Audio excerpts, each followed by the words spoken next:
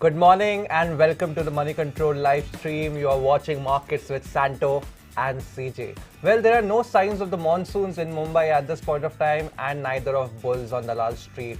If you look at the Nifty futures on the Singapore exchange, it is indicating another negative start for the market with a 60 to 70 point cut. Globally, though, the cues were a little negative as well. Wall Street ended lower, more than 1% cut on Wall Street, while US bond yields spiked up again, which is indicating the jitteriness in the global markets also at this point of time, Santo.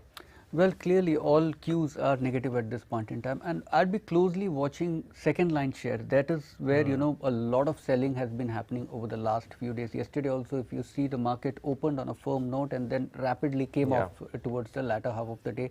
Now, the feel one gets speaking to dealers at broking houses is that HNIs have now started becoming cautious. Till a week back, they were still kind of upbeat because the market was giving some pullback, but now I think the trend seems to be very clear. The market moves a little, but then just it fails to sustain at higher levels. So that confidence among retail investors is on the wane, and I think, CJ, you should be prepared for a steep drop in retail inflows. Look at the demat account additions in May. That's also another indication that this whole craze about the stock market, that's now slightly on the wane. So I would be very cautious. I've been cautious for a while now. I'll continue to be cautious for some more time. Well, Santo, I don't know about a big drop or a big rally at this point of time, but what we know for sure at this point of time is that the market is stuck in a very, very wide range of about 700 to 800 points. I mean, if we talk to technical analysts as well, they are saying don't go long if the index doesn't go beyond 16,700 and don't go short if the index doesn't go below 16,050 at this point of time. So we are stuck in a range, but of course, we are in for a volatile session because the expiry of the weekly options on Nifty is going to happen later in the evening. So that is going to keep volatility quite high later in the day. That said, let's now quickly dive into some of the stocks that we feel would be buzzing in trade today. Santo, starting off with? Well, SBI is the first stock on our watch list today. Old school. Very much old school, CJ, and I think you should also try this formula for some time. Yeah, I tried it for 2 years. Now I've let it go. When the market is in a downturn, there's no point in trying to be a hero. It does probably you might not make great money, but at least you won't lose a lot of money. But don't they say that bear markets are when heroes are made in stock Probably market? the surviving ones. There's Exactly. a survivorship bias there. So SBI has been fairly resilient in a volatile market over the last 1 month. Fourth quarter numbers were pretty good.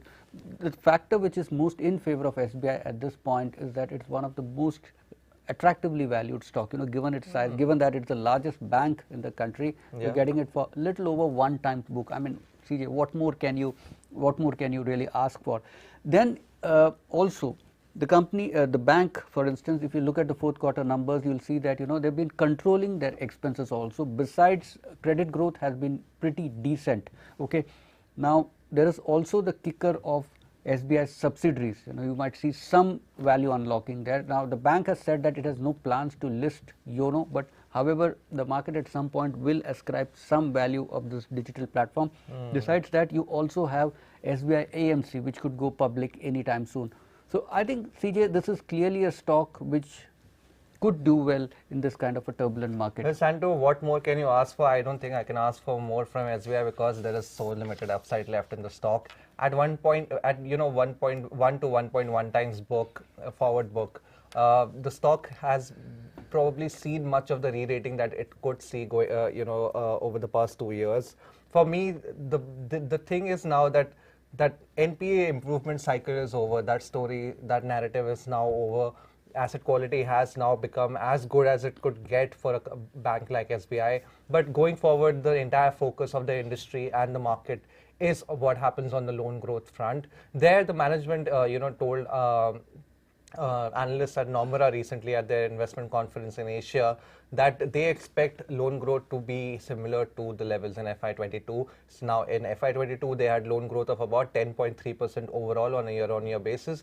for me, that is something of a dampener, given some of the big private sector peers have been indicating loan growth upwards of 15% going ahead on an annualized basis. So for me, SBI still needs to catch up a lot to the private sector peers, to whom it lost so much of the market share over the past decade. So that is 1.1. The other thing is that SBI wants to now boost its unsecured loan portfolio. The management has indicated that the current book of about 2.5 to 3 lakh crores is only 30% of its potential, and it could go anywhere north of 10 lakh crores. Now that to me is a little worrisome, because when SBI gets adventurous, it never ends well. Yeah. So given that the management is showing a little bit of streak of adventure on a portfolio where asset quality issues have always been there for banks to NBFCs, for everybody else. Now SBI says in its in its defense that the asset quality of the unsecured portfolio, Santo, is as good as the secured portfolio. I mean, that is a big statement to make about a loan portfolio that has always been a albatross around the financial sector's neck. So for me, there was a good story in SBI the past 1.5 to 2 years when the entire asset quality improvement was happening. But even if you take away these concerns, just in terms of upside, I don't think there is enough re-rating left in the stock for you to make meaningful money going ahead. Well, A, the stock is a re-rating story, and B, CJ, there's something in the banking industry that if there are no bad loans at all, if all the accounts managed by a manager does well, then there is something really wrong. Okay, so you don't always get full marks. So the bank getting into unsecured lending is probably the only way it can get a juice on its earnings. Otherwise, how else will it make money there? Well, perhaps that's another stock where there is a lot of juice left for longer term investors is Clean Science Technology. The stock is one of those companies that recently debuted on the last street over the past 1.5 years. Now it is awaiting undisputed leadership position in the plastic additives market. If you look at India's exports to the global market, it's about $600 to $650 million at this point of time, whereas the global market in itself is about $15 billion for plastic additives. Now, brokerages believe that Clean Science, given its leadership, Santo, it can easily capture a bigger share in the export market. Many of its past products have been blockbusters in this space, and therefore there is no reason to doubt that the management cannot get more share of exports going ahead. Apart from that, of course, there's also an argument that Clean Science could gain more market share. Now, this is the case is because phenol, which is one of the key raw materials that Clean Science uses, Santo, they actually can acquire phenol at much lower cost than some of their peers out there.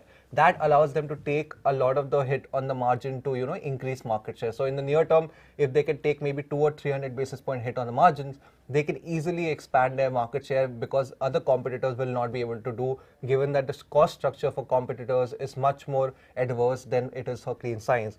Lastly, I mean, given, of course, there is an argument that Clean Science is just too expensive at this point of time, and why would you want to buy a richly priced stock in a market like this? My argument to that is that given the future growth trajectory that is on the offer, plus the fact that it is going to gain market share going ahead, justifies those premium valuations, and therefore for me this is one bet that I would want to make in my long-term portfolio. Well, the last point is what I will touch upon.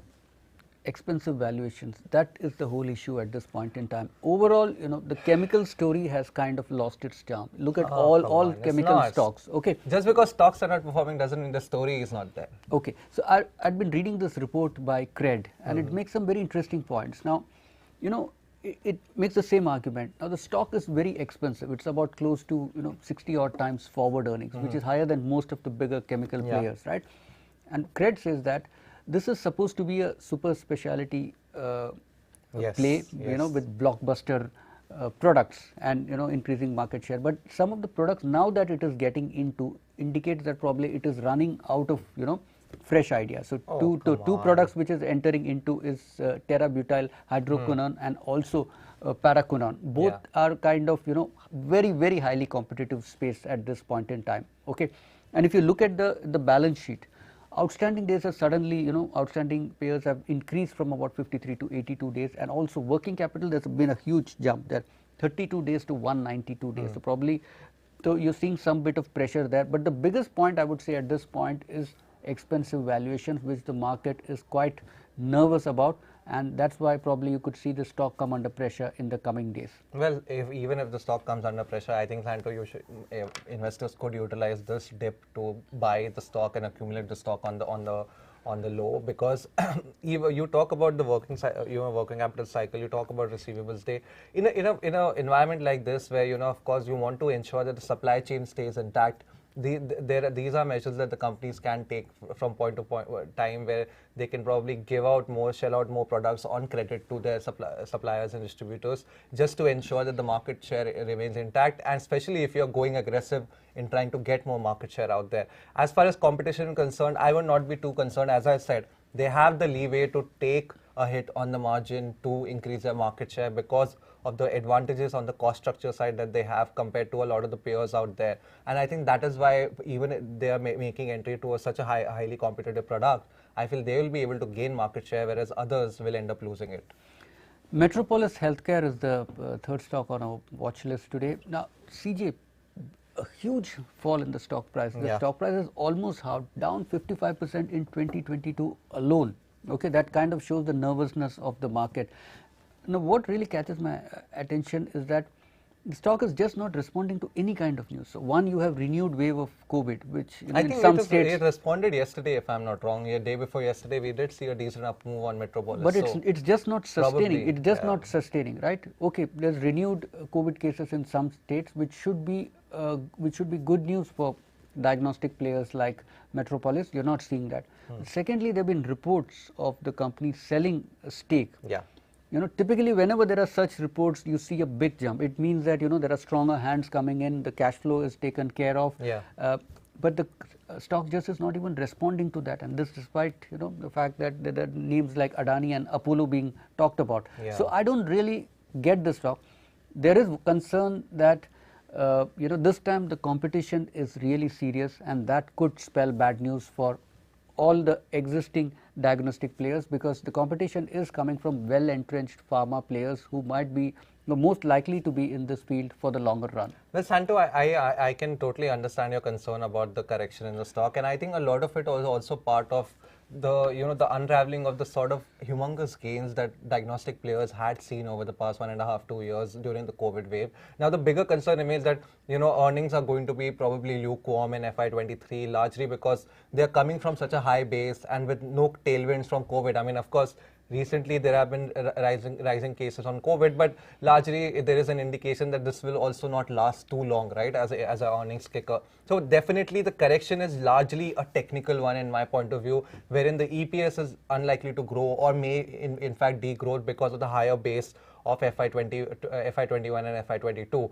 But if you look at the overall picture, Santo, yes, competition has been coming in, but if new strategic investors do come in to Metropolis, especially of the ilk of Adani and Apollo, I feel that could be a good kicker for the stock going ahead, especially on the capital front, because they'll be able to bring in new capital that could probably help them compete against some of the the startup investors or startup PE-backed diagnostic companies that are coming into the market. Apart from that, of course, Metropolis has made this argument in the past as well during the conference call post the March quarter earnings, that they do not feel that they'll be hurt by the new competition as much as some of the other players, because a lot of the new competition is coming in the budget segment, whereas their majority of the earnings come from the premium segment. So for me, Metropolis probably could be a good contrarian trade at this point of time in the market, then going even more short at this juncture. Well, the market has opened 92 points down on the Nifty, 16,259.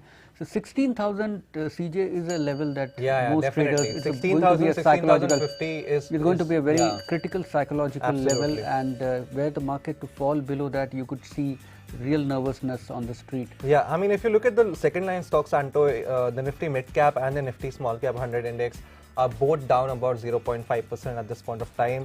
The Nifty Junior is also down about 0.5%. So across the board, we are seeing selling. Even the advanced and decline are in the favor of the bears at this point of time. 911 stocks down on the NSE, whereas 710 stocks are on the higher side at this point of time. So quite a lukewarm, I would say, expected negative start in the market, given what the sort of cues that were coming from Wall Street. There is just not enough risk appetite in this market at this point of time. There are just not enough triggers. We have seen yesterday monetary policy come in, and that also, ended up being a negative trigger for the market. So clearly, just not enough appetite on the bull side. Just like the monsoon rains, I think the bulls have also eluded the market at this point of time.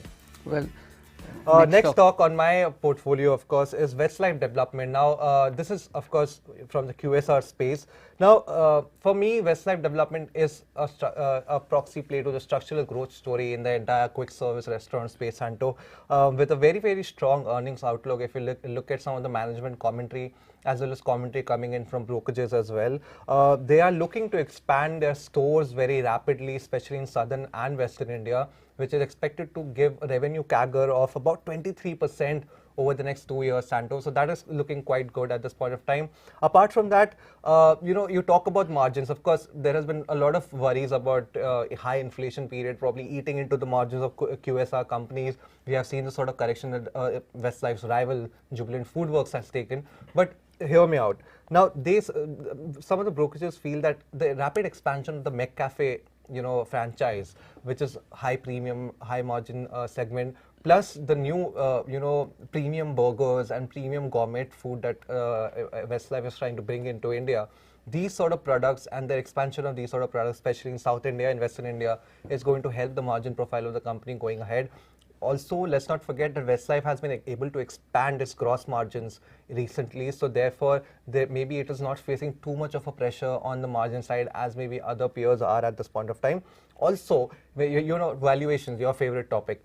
Even if you look at on the valuation front, the stock is only valued at 24 times 1 year forward enterprise value upon EBITDA. When you compare that to maybe companies like Jubilant Food, which are valued at more than 40-50 times, I think this is a very, very good story, good long-term story, available at very, very reasonable valuation. And that is why I will probably go all in on Westlife at this point of time.